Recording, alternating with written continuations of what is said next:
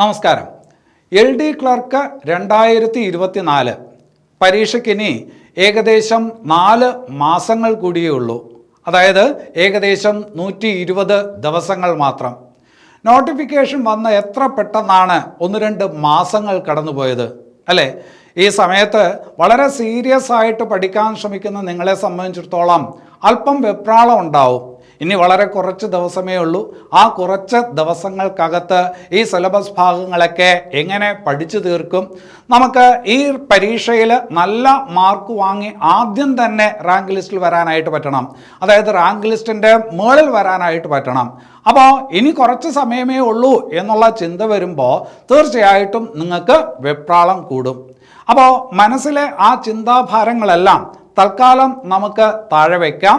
ഈ വീഡിയോ മുഴുവനായിട്ട് കാണാൻ വേണ്ടി ശ്രമിച്ചാൽ നിങ്ങളുടെ ഈ വെപ്രാളം 50% കണ്ട് കുറയ്ക്കാനും നിങ്ങളുടെ ഉദ്യോഗം നേടാനുള്ള സാധ്യത 1 മടങ്ങ് കൂടി വർദ്ധിപ്പിക്കാനും സാധിക്കും എന്ന് ഞാൻ ഉറപ്പ് തരാണ്. അപ്പോൾ ക്ഷമയോടുകൂടി ഈ വീഡിയോ അവസാനം വരെ കാണുന്നതിന് വേണ്ടി ശ്രമിക്കുക. ഞാൻ അജിത് സുമേരു. ഏവർക്കും ആസ്ഥ അക്കാഡമിയിലേക്ക് സ്വാഗതം.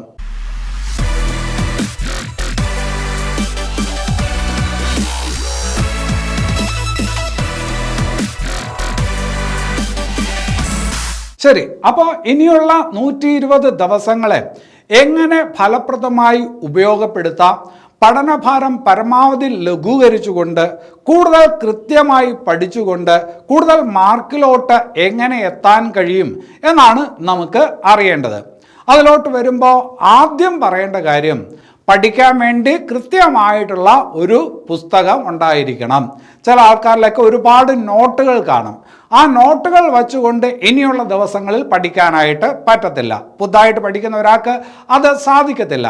അപ്പോൾ അതിന് വേണ്ടത് കൃത്യമായിട്ടുള്ള ഒരു പുസ്തകമാണ്. നിങ്ങളിൽ ഭൂരിഭാഗം പേരിലും എന്തുണ്ട്? ഒരു പുസ്തകമുണ്ട്. ഇനി അവിടെ അറിയേണ്ടത് ആ പുസ്തകത്തിന് എത്ര പേജുണ്ട് എന്നുള്ളതാണ്. ഇനി 120 ദിവസങ്ങളേ ഉള്ളൂ. അപ്പോൾ ആ പുസ്തകത്തിൽ എത്ര പേജുണ്ട്? 10,000 പേജ്, 8,000 പേജ്, 7,000 പേജ്, 6,000 പേജ്. എത്ര പേജാണ് നിങ്ങളുടെ പുസ്തകത്തിനുള്ളത്? അത് 10,000-ഓ 6,000-ഓ 8,000-ഓ ഒക്കെ ആണെങ്കിൽ ഒരു കാര്യം ഉറപ്പാണ്, അതിനകത്തുള്ള വസ്തുതകൾ ഈ പറഞ്ഞ സമയത്തിനകത്ത് നിങ്ങൾക്ക് പഠിച്ചു തീർക്കാനായിട്ട് സാധിക്കത്തില്ല. അത്രത്തോളം സമയം നിങ്ങളുടെ മുമ്പിലില്ല. ആ പുസ്തകം മോശമാണ് എന്നല്ല പറഞ്ഞത്. ആ പുസ്തകമൊക്കെ ഒരു സദുദ്ദേശത്തോടു കൂടി വളരെ വ്യക്തമായിട്ടും കൃത്യമായിട്ടും ആൾക്കാർക്ക് പഠിക്കാൻ വേണ്ടി തയ്യാറാക്കിയേക്കുന്ന പുസ്തകങ്ങൾ തന്നെയാണ്. പക്ഷേ ഈ പുസ്തകങ്ങളെല്ലാം തയ്യാറാക്കിയിരിക്കുന്നത് ഒരു 3-4 കൊല്ലങ്ങൾക്ക് മുമ്പാണ്. 3-4 കൊല്ലങ്ങൾക്ക് മുമ്പ് ഈ പരീക്ഷയ്ക്ക് വേണ്ടി പ്രസിദ്ധീകരിച്ചു വരുന്ന പുസ്തകമാണ്. അപ്പോൾ അന്ന് പഠിക്കാൻ 3 കൊല്ലത്തോളം ഒരാൾക്ക് 3-4 കൊല്ലത്തോളം ഒരാൾക്കുണ്ട്. പക്ഷേ ഇനിയിപ്പോൾ 120 ദിവസമേ ഉള്ളൂ. ആ 120 ദിവസം കൊണ്ട് ഈ പുസ്തകം പഠിക്കുക എന്ന് പറയുന്നത് പ്രായോഗികമായിട്ടുള്ള ഒരു കാര്യമല്ല. അപ്പോൾ കൃത്യമായിട്ടുള്ള ഒരു പുസ്തകം വേണം. അതിന് വേണ്ടിയിട്ട് ആസ്ഥ അക്കാഡമി റെക്കമെൻഡ് ചെയ്യുന്നത് ആസ്ഥ അക്കാഡമിയുടെ തന്നെ പുസ്തകമാണ്. അത് എന്തുകൊണ്ടാണെന്ന് വ്യക്തമായിട്ട് പറയാം. ആസ്ഥ അക്കാഡമി ഈ പരീക്ഷയ്ക്ക് വേണ്ടിയിട്ട് ഒരു പുസ്തകം, ആ പുസ്തകത്തിന് കൊടുത്തിരിക്കുന്ന പേര് സ്മാർട്ട് ഫയൽ എന്നാണ്, റാങ്ക് ഫയൽ എന്നല്ല. അതായത് നമ്മൾ പറഞ്ഞു വരുന്നത് ഇനി ഒരു സ്മാർട്ട് വർക്കിലൂടെ മാത്രമേ ഈ ദിവസങ്ങൾ ഉപയോഗപ്പെടുത്തി നമുക്ക് നല്ല സ്കോർ നേടാനായിട്ട് പറ്റുള്ളൂ. അവിടെ നമ്മൾ ഹാർഡ് വർക്ക് ചെയ്യുന്നതിൽ വലിയ കാര്യമില്ല, സ്മാർട്ട് വർക്കാണ് വേണ്ടത്. ഇനി അത് കഴിഞ്ഞിട്ട് ഈ പുസ്തകത്തിനൊരു ക്യാപ്ഷൻ കൊടുത്തിട്ടുണ്ട്, a practical way to success. വിജയത്തിലേക്കുള്ള പ്രായോഗികമായിട്ടുള്ള മാർഗം. വിജയത്തിലേക്കുള്ള പ്രായോഗികമായിട്ടുള്ള മാർഗം. പ്രായോഗികമായി ചെയ്യാൻ പറ്റുന്ന കാര്യം, ഇത്രയും കാര്യങ്ങൾ പഠിച്ചുകൊണ്ട് നമുക്ക് പരീക്ഷയ്ക്ക് പോകാനായിട്ട് പറ്റത്തില്ല. ലോകത്ത് ഒരുപാട് കാര്യങ്ങളുണ്ട്, സിലബസിൽ ഒരുപാട് കാര്യങ്ങൾ പറയുന്നുണ്ട്. അതെല്ലാം പഠിച്ചുകൊണ്ട് പരീക്ഷയ്ക്ക് പോകാനായിട്ട് പറ്റത്തില്ല. അത് സ്മാർട്ടായിട്ട് ഉൾക്കൊണ്ടുകൊണ്ട് പരീക്ഷയ്ക്ക് പോകാൻ മാത്രമേ പറ്റത്തുള്ളൂ. അങ്ങനെയാണെങ്കിൽ മാത്രമേ ഈ സ്കോറിലോട്ട് നമുക്ക്, ജോലി കിട്ടുന്ന ഒരു സ്കോറിലോട്ട് നമുക്ക് എത്താനായിട്ട് പറ്റത്തുള്ളൂ. അത് തീർച്ചയായിട്ടും ഇനിയുള്ള ദിവസം കൊണ്ട് സാധിക്കും. അപ്പോൾ ഇത് പറയുമ്പോൾ നിങ്ങൾ വിചാരിക്കുന്നത് ഇയാൾ ഇപ്പോൾ ഒരു കച്ചവടമാണ് ഉദ്ദേശിക്കുന്നത്, അയാളെ പുസ്തകം വിറ്റഴിക്കാൻ വേണ്ടിയിട്ടുള്ള ഒരു ശ്രമമാണ് നടത്തുന്നത് എന്ന് പറഞ്ഞു കഴിഞ്ഞാൽ എനിക്കൊന്നും പറയാനില്ല. കാരണം നിങ്ങളുടെ മുമ്പിൽ ഈ അവസരത്തിൽ മുമ്പോട്ട് വയ്ക്കാനായിട്ടൊരു പുസ്തകം വേറെ ഇല്ല എന്നുള്ളത് കൊണ്ടാണ് ഇത് പറഞ്ഞത്. ഇനി വേറെ ഏതെങ്കിലും പുസ്തകം ഉണ്ടെങ്കിൽ അത് നിങ്ങൾ നോക്കിക്കോളൂ, അതിനകത്ത് വിരോധമില്ല. അപ്പോൾ ഈ പുസ്തകത്തിൽ 1750 പേജുകളേ ഉള്ളൂ. ഈ 1750 പേജ് എന്ന് പറയുമ്പോൾ വേറൊരു പുസ്തകത്തിൽ 1750 പേജുണ്ട്, ഈ പുസ്തകത്തിൽ 1750 പേജുണ്ട് ഉണ്ട് എന്ന് വിചാരിക്കുക. ആ പുസ്തകം പഠിച്ചു തീർക്കാനായിട്ട് നിങ്ങൾക്ക് വേണ്ടി വരുന്നത് 200 ദിവസമാണെങ്കിൽ ഈ പുസ്തകം നിങ്ങൾക്ക് 100 ദിവസം കൊണ്ട് പഠിച്ചു തീർക്കാനായിട്ട് പറ്റും. അപ്പോൾ അത് ഒന്ന്. ഇനി അത് കഴിഞ്ഞിട്ട് രണ്ടാമത്തെ ഒരു പോയിന്റ്, നമ്മുടെ ഈ പറഞ്ഞ പരീക്ഷയ്ക്ക് ആകെ എത്ര ചോദ്യങ്ങളാണുള്ളത്? നിങ്ങൾക്കറിയാം, 100 ചോദ്യങ്ങളാണ് അല്ലേ? 100 ചോദ്യങ്ങളാണ്. ലോകത്ത് ഒരുപാട് കാര്യങ്ങളുണ്ട്, നമുക്കറിഞ്ഞൂടാത്ത അറിയാവുന്ന ഒരുപാട് കാര്യങ്ങളുണ്ടെങ്കിലും പരീക്ഷയ്ക്ക് നമ്മളോട് ചോദിക്കുന്നത് 100 ചോദ്യങ്ങളാണ്. അതിനകത്ത് ഭൂരിഭാഗം ചോദ്യങ്ങൾക്ക് ഉത്തരം എഴുതാനായിട്ട് പറ്റുമെങ്കിൽ തീർച്ചയായിട്ടും നിങ്ങൾ റാങ്ക് ലിസ്റ്റിലോട്ട് വരും. ഇനി അതിനകത്തോട്ട് വേറൊരു കാര്യം നമുക്ക് ഇംപ്ലിമെന്റ് ചെയ്യാം. ഒന്ന്, ഈ പരീക്ഷയ്ക്ക് മാത്സിൻ്റെ ഭാഗത്ത് മാത്സും മെൻ്റൽ എബിലിറ്റിയുമായിട്ട് എത്ര ചോദ്യങ്ങൾ ഉണ്ടാവുമെന്ന് നിങ്ങൾക്ക് അറിയാം. എത്ര ചോദ്യങ്ങളാണ്? 10 ചോദ്യങ്ങളുണ്ടാവും അല്ലേ? അതുപോലെ ജനറൽ ഇംഗ്ലീഷിൻ്റെ ഭാഗത്ത് എത്ര ചോദ്യങ്ങളുണ്ടാവും? 10 ചോദ്യങ്ങളുണ്ടാവും. അതുപോലെ തന്നെ മലയാളത്തിൻ്റെ ഭാഗത്ത് എത്ര ചോദ്യങ്ങളുണ്ടാവും?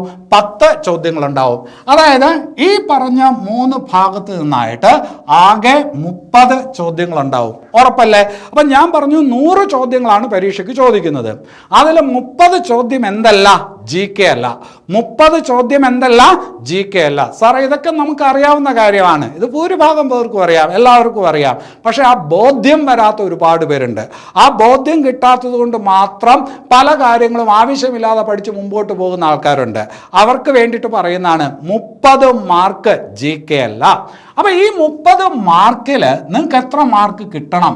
18, 21 മാർക്ക് നിങ്ങൾക്ക് മിനിമം കിട്ടണം. അതിൽ കുറഞ്ഞു പോകാൻ പാടില്ല.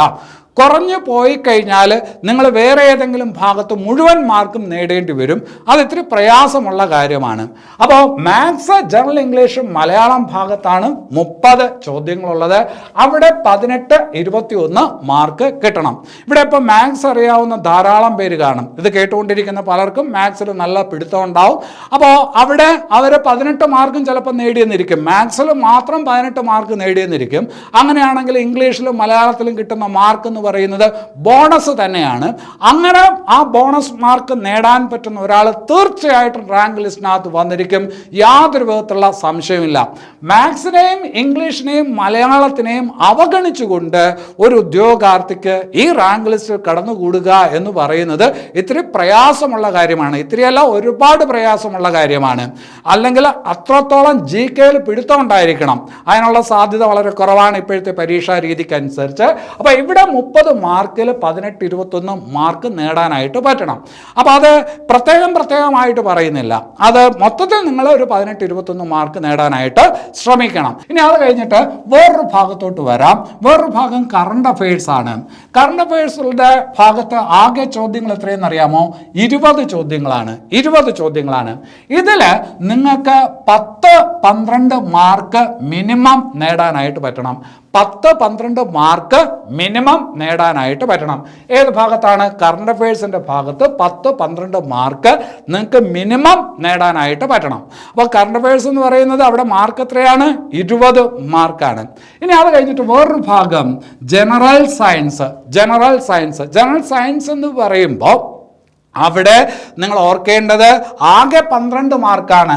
നല്ല മാർക്ക് വിഹിതമുള്ള ഒരു ഭാഗമാണ് ജനറൽ സയൻസ്. 12 മാർക്കുണ്ട് അല്ലേ? അപ്പം ഈ പറഞ്ഞ കാര്യങ്ങളെല്ലാം, ഈ പറഞ്ഞ 3 ഭാഗങ്ങളും മാർക്ക് വിഹിതം വളരെ കൂടുതലാണ് എന്നുള്ളത് ഓർക്കുക.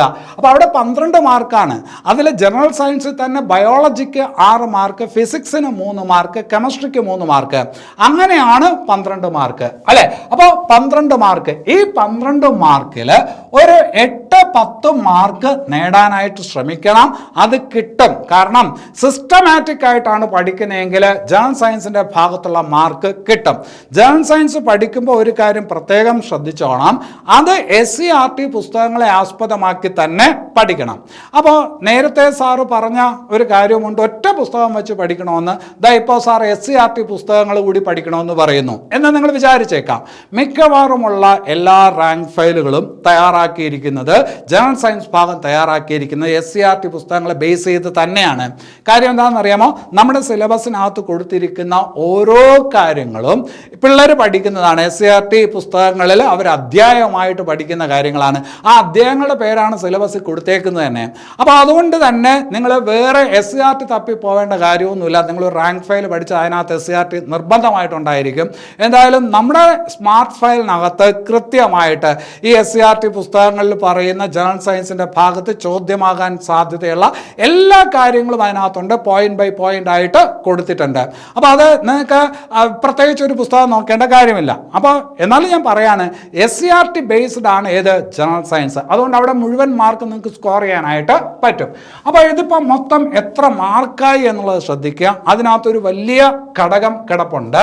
നമുക്ക് 30 മാർക്ക്, 20, 50, 62 മാർക്ക്. നമുക്ക് 62 മാർക്കാണ് ഇത് ഇത്രയും അല്ലേ. 62 മാർക്കിന്റെ ചോദ്യങ്ങൾ ഈ ഭാഗമാണ്. നമ്മൾ GK എന്ന് പറയുന്ന ഭാഗം ഇനിയാണ് വരുന്നത്. അപ്പോൾ 62 മാർക്ക് അല്ലേ. അപ്പം നിങ്ങൾ ആലോചിച്ച് നോക്ക്, ഇപ്പോൾ പഠിച്ചുകൊണ്ടിരിക്കുന്നത് ഏതടിസ്ഥാനത്തിലാണ്? ഈ 62 മാർക്കിന് പ്രാധാന്യം കൊടുത്താണോ പഠിക്കുന്നത്, അതോ ഇനിയുള്ള 38 മാർക്കിന് പ്രാധാന്യം കൊടുത്താണോ പഠിക്കുന്നത്? അവിടെയുണ്ട് നിങ്ങളുടെ കുഴപ്പം. ആ ചോദ്യത്തിന് ഒരു ഉത്തരമുണ്ടല്ലോ, ആ ഉത്തരം എന്താണോ അതാണ് നിങ്ങളുടെ പ്രശ്നം. അപ്പോൾ ശ്രദ്ധിക്കുക, ഇവിടെ ഇപ്പോൾ 62 മാർക്കാണുള്ളത്. ഈ ഭാഗം ശ്രദ്ധിക്കാതെ നിങ്ങൾ പരീക്ഷയ്ക്ക് പോയി കഴിഞ്ഞാൽ എന്താകും സ്ഥിതി എന്ന് നിങ്ങൾക്ക് ഊഹിക്കാവുന്നതേ ഉള്ളൂ. ഞാൻ പറയുന്നില്ല. അപ്പോൾ അത് ബോധ്യപ്പെട്ടല്ലോ. നോക്കിനി ഇവിടെ നിങ്ങൾക്ക് എത്ര മാർക്ക് വരെ കിട്ടാം എന്നുള്ളത് നോക്കാം. ഞാൻ പറഞ്ഞ കണക്കനുസരിച്ച് എത്ര മാർക്ക് വരെ കിട്ടാം. അപ്പോൾ ഇവിടെ ഞാൻ മിനിമം പറഞ്ഞ മാർക്കാണ് 18, 10, 8 അല്ലെ. 18ഉം 10ഉം 28, 36 മാർക്ക് ഈ ഭാഗത്ത്. പിന്നെ അത് കഴിഞ്ഞിട്ട് 21, 31, ഏതാണ്ട് 43 മാർക്ക് ഈ ഭാഗത്ത്. ഇവിടെ തന്നെ ചെറിയ വ്യത്യാസങ്ങൾ വരുത്താനായിട്ട് പറ്റും. നമുക്ക് ഈ കറണ്ട് അഫയേഴ്സ് ഭാഗത്ത് 10 എന്ന് പറഞ്ഞ് ഞാൻ വളരെ കുറച്ചാണ് പറഞ്ഞത്. ഒരു മിനിമം കിട്ടേണ്ട മാർക്ക് എന്നുള്ള രീതിയിൽ പറഞ്ഞതാണ്. കഴിഞ്ഞ കാലങ്ങളിൽ നടന്ന പരീക്ഷയുടെ ചോദ്യപേപ്പർ അതൊക്കെ വെച്ച് താരതമ്യപ്പെടുത്തുമ്പോൾ കറണ്ട് അഫയേഴ്സ് ഭാഗത്തിൽ പ്രയാസമായിരിക്കും. അതനുസരിച്ചാണ് പറഞ്ഞത്. പരീക്ഷ കുറച്ചുകൂടി എളുപ്പമാണ് എങ്കിൽ ഇവിടെ നിങ്ങൾക്ക് 12 മാർക്ക് കിട്ടിയേക്കും, 14 മാർക്ക്, 12, 14 മാർക്ക് കിട്ടിയേക്കും. അങ്ങനെയാണെങ്കിൽ ഈ പറഞ്ഞ 38, 45 മാർക്ക് എത്രയിലാണ്? 62-ൽ ഒന്നുകിൽ 38 മാർക്ക് അല്ലെങ്കിൽ ഈ പറഞ്ഞ 45 മാർക്ക് വരെ നിങ്ങൾക്ക് കിട്ടിയേക്കാം. ഇത്രയും മാർക്ക് നിങ്ങൾക്ക് കിട്ടിയിട്ടുണ്ട് എങ്കിൽ തീർച്ചയായിട്ടും നിങ്ങൾ റാങ്ക് ലിസ്റ്റിലോട്ട് വരാനുള്ള ആളായി കഴിഞ്ഞിരിക്കുന്നു എന്നുള്ളത് തറപ്പിച്ച് പറയാനായിട്ട് പറ്റും. ഒരു കാര്യം പ്രത്യേകം ഓർക്കണം, ഇത് ജില്ലാ അടിസ്ഥാനത്തിലുള്ള പരീക്ഷയാണ്, സ്റ്റേറ്റ് വൈഡ് ആയിട്ടുള്ള പരീക്ഷയല്ല.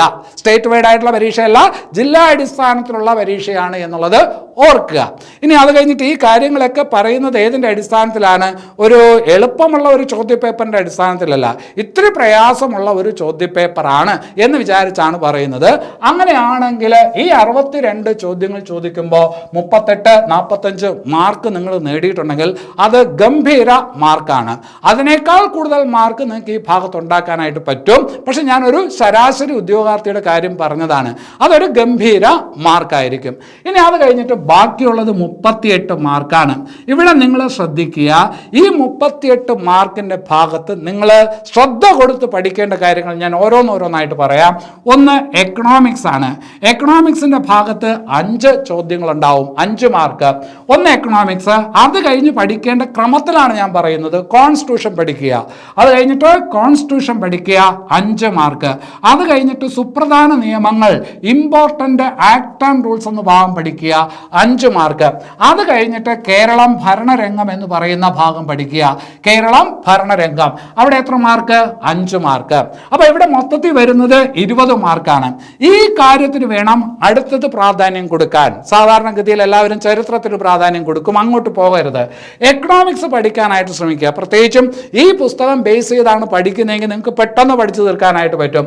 അതുപോലെ കോൺസ്റ്റിറ്റ്യൂഷൻ പെട്ടെന്ന് പഠിച്ചു തീർക്കാൻ പറ്റും. ഇതൊക്കെ ഇന്റർ കണക്റ്റഡ് ആണ്. ഈ എക്കണോമിക്സിനകത്ത് പറയുന്ന പല കാര്യങ്ങളും കോൺസ്റ്റിറ്റ്യൂഷനകത്ത് വരും, കോൺസ്റ്റിറ്റ്യൂഷനിൽ പറയുന്ന പല കാര്യങ്ങളും ഇമ്പോർട്ടൻ്റ് ആക്ട് ആൻഡ് റൂൾസിനകത്ത് വരും. അതുപോലെ ഈ 2 കാര്യങ്ങൾ അല്ലെങ്കിൽ ഈ 3 കാര്യങ്ങൾ ഏതിനകത്ത് വരും? കേരളം ഭരണരംഗം എന്ന് പറയുന്ന ഭാഗത്ത് വരും. ഇപ്പോൾ കേരളം ഭരണരംഗം എന്ന് പറയുന്ന ഭാഗത്ത് സ്റ്റേറ്റ് സിവിൽ സർവീസിനെ കുറിച്ച്, അതുപോലെ തന്നെ വിവിധ കമ്മീഷനുകളെ കുറിച്ച്, ഭരണഘടനാ സ്ഥാപനങ്ങളെക്കുറിച്ച്, സംസ്ഥാനത്തിലെ ഭരണഘടനാ സ്ഥാപനങ്ങളെക്കുറിച്ച് ഒക്കെ പഠിക്കാനുണ്ട്. അപ്പോൾ ഈ പറഞ്ഞ കാര്യങ്ങളെല്ലാം ഇന്റർ കണക്റ്റഡ് ആണ് എന്നുള്ളത് ഓർത്തോണം. അപ്പോൾ ഇവിടെ 20 മാർക്ക്, 38-ലെ 20 മാർക്ക് ഇതാണ്. ആ 20 മാർക്കിൽ നിങ്ങൾക്ക് ഒരു 13-15 മാർക്ക് വാങ്ങിക്കാൻ പറ്റുമെങ്കിൽ അതൊരു ഗംഭീര മാർക്കാണ്. അത് നിങ്ങൾക്ക് ഈ പുസ്തകം ഉപയോഗിച്ചുകൊണ്ട് വളരെ പെട്ടെന്ന് പഠിച്ചു തീർക്കാനായിട്ട് പറ്റും. ഈ കാര്യങ്ങളെല്ലാം ആസ്ഥ അക്കാഡമിയുടെ യൂട്യൂബ് ചാനലിനകത്ത് എന്ത് ചെയ്തിട്ടുണ്ട്, ക്ലാസ്സുകളായിട്ട് ഇട്ടിട്ടുണ്ട്. ആ ക്ലാസ്സുകൾ കാണുക, ഈ പുസ്തകം വായിക്കുക. പുസ്തകം വായിച്ചു കഴിഞ്ഞാൽ പടപടാന്ന് പഠിച്ചു തീർക്കാനായിട്ട് പറ്റും. അനുഭവസ്ഥർ ധാരാളമുണ്ട്, അങ്ങനെ പഠിക്കുന്ന ഒരുപാട് പേരുണ്ട്. പെട്ടെന്ന് പഠിച്ചു തീർക്കാനായിട്ട് പറ്റും. അപ്പോൾ ഇത് പെട്ടെന്ന് പഠിച്ചു തീർക്കാൻ പറ്റുന്ന കാര്യങ്ങളാണ്. അത് സിലബസ് കണ്ട് നിങ്ങൾ പേടിക്കുകയൊന്നും വേണ്ട. കൃത്യമായ രീതിയിൽ ആ കാര്യങ്ങൾ അടുക്കി വെച്ച് കഴിഞ്ഞാൽ നന്നായിട്ട് പഠിച്ചു തീർക്കാനായിട്ട് പറ്റും. ഈ അടുത്ത കാലത്തായിട്ട് നമ്മൾ സുപ്രധാന നിയമങ്ങൾ എന്ന് പറയുന്ന ഒരു ടോപ്പിക്ക് കംപ്ലീറ്റ് ചെയ്തിട്ടുണ്ട്. അതിനകത്തുള്ള ക്ലാസ് കണ്ടിട്ടുള്ള ഒരാൾക്ക് ആ ഒരു എളുപ്പം ബോധ്യപ്പെട്ട് കാണും. അതോടൊപ്പം തന്നെ നമ്മൾ കേരളം ഭരണരംഗം എന്ന് പറയുന്ന ഭാഗം ക്ലാസ് തുടങ്ങിയിട്ടുണ്ട്. അപ്പോൾ അതും കൂടി ആകുമ്പോഴേക്കും നിങ്ങൾക്ക് ആ ഭാഗം നന്നായിട്ട് പഠിച്ചു തീർക്കാനായിട്ട് പറ്റും. എക്കണോമിക്സും കോൺസ്റ്റിറ്റ്യൂഷനും ഒക്കെ നേരത്തെ ചെയ്ത കാര്യങ്ങളാണ്. അപ്പോൾ അവിടെ 20 മാർക്കിൽ 13-15 മാർക്ക് നിങ്ങൾക്ക് വാങ്ങിക്കാനായിട്ട് പറ്റിക്കഴിഞ്ഞാൽ ഈ 38-ൻ്റെ കൂടെ ഈ 13 വന്നു കഴിഞ്ഞാൽ 48, ഈ പറഞ്ഞ 51 മാർക്കിലോട്ട് നിങ്ങൾ എത്തും. ഇവിടെ 15 ആയാൽ ഈ പറഞ്ഞ 60 മാർക്കിലോട്ട് നിങ്ങൾ എത്തും. അപ്പൊ ഇനി ബാക്കിയുള്ളത് 18 മാർക്കാണ്. ഇനി ബാക്കിയുള്ളത് ഏതാണ്? 18 മാർക്കാണ്. ഈ 18 സത്യം പറഞ്ഞാൽ നിങ്ങളിപ്പം ചെയ്തുകൊണ്ടിരിക്കുന്നത് ഈ 18 മാർക്കിലാണ് റിസർച്ച് നടത്തിക്കൊണ്ടിരിക്കുന്നത്. പഠിച്ച് തീരാത്ത വിധത്തിൽ ഈ കാര്യങ്ങൾ കൊണ്ടുപോയിക്കൊണ്ടിരിക്കുന്നത് ഈ 18 മാർക്കിലാണ്. ഈ 18 മാർക്കിന് വലിയ പ്രാധാന്യം തൽക്കാലം ഇപ്പോൾ കൊടുക്കണ്ട. ഈ കാര്യങ്ങളിൽ ശ്രദ്ധ കേന്ദ്രീകരിച്ച് കഴിഞ്ഞാൽ ഒരു 50 ദിവസം കൊണ്ട്, ഒരു 50-60 ദിവസം കൊണ്ട് നിങ്ങളുടെ ഈ സിലബസിലുള്ള ഒരുവിധപ്പെട്ട കാര്യങ്ങളെല്ലാം പഠിച്ചു തീർക്കാനായിട്ട് പറ്റുമെന്ന് 101% ഉറപ്പ് ഞാൻ തരാം. 101% ഉറപ്പാണ്. ഒരു 50-60 ദിവസം കൊണ്ട് ഈ സിലബസിലെ പരീക്ഷയ്ക്ക് ജയിക്കാൻ വേണ്ടിയുള്ള കാര്യങ്ങളെല്ലാം നിങ്ങൾ ഇത്രയും പഠിച്ചാൽ തന്നെ കിട്ടും. ബാക്കി 18 മാർക്കിന് പഠിക്കണ്ട എന്നല്ല പറഞ്ഞത്. ഓൾറെഡി നിങ്ങൾക്ക് അതിനകത്ത് കുറച്ച് കാര്യങ്ങൾ അറിയാമായിരിക്കും. കേരള ചരിത്രമാകട്ടെ, ഇന്ത്യ ചരിത്രമാകട്ടെ, കുറച്ച് കാര്യങ്ങൾ അറിയാമായിരിക്കും. കേരള ജോഗ്രഫി ആവട്ടെ, ഇന്ത്യൻ ജോഗ്രഫി ആവട്ടെ, കുറച്ച് കാര്യങ്ങൾ ഓൾറെഡി നിങ്ങൾക്ക് അറിയാവുന്ന കാര്യമാണ്. ഇനി അതിനകത്ത് വരുന്നത് കലാ, സാഹിത്യം, സംസ്കാരം എന്ന് പറയുന്ന ഒരു ഭാഗമാണ്. അവിടെ നിന്ന് ചോദ്യങ്ങൾ വരാനുള്ള സാധ്യത വളരെ കുറച്ചാണ്. കാരണം എന്താണെന്ന് ചോദിച്ചു കഴിഞ്ഞാൽ കറണ്ട് അഫയേഴ്സിന്റെ ഭാഗത്ത് കലാ, സാഹിത്യം, സംസ്കാരം എന്നുള്ള ഭാഗത്ത് ഒരുപാട് ചോദ്യങ്ങൾ വന്നേക്കും. കാരണം അവിടെ 20 മാർക്കാണ്. അപ്പോൾ കലാ, സാഹിത്യം, സംസ്കാരം എന്ന് പറയുന്ന ഭാഗത്തെ ചോദ്യങ്ങൾ പലതും കറണ്ട് അഫയേഴ്സിനകത്ത് കയറി വരും. ഇപ്പോൾ ഓസ്കാർ അവാർഡ് കൊടുക്കുന്നു. ഓസ്കാർ അവാർഡുമായി ബന്ധപ്പെട്ട ഒരു ചോദ്യം ചോദിച്ചാൽ കലാ, സാഹിത്യം, സംസ്കാരവുമായിട്ട് ബന്ധപ്പെട്ട ഒരു ചോദ്യമാണ്. ഒരു സിനിമ അവാർഡ് ചോദിച്ചാൽ കലാ, സാഹിത്യം, സംസ്കാരവുമായി ബന്ധപ്പെട്ട ചോദ്യമാണ്. അപ്പോൾ അതെല്ലാം അവിടെ കയറി വരും. അപ്പോൾ കലാ, സാഹിത്യം, സംസ്കാരമൊക്കെ മാറ്റിവെക്കുക, അതൊക്കെ പിന്നീട് പഠിക്കാം.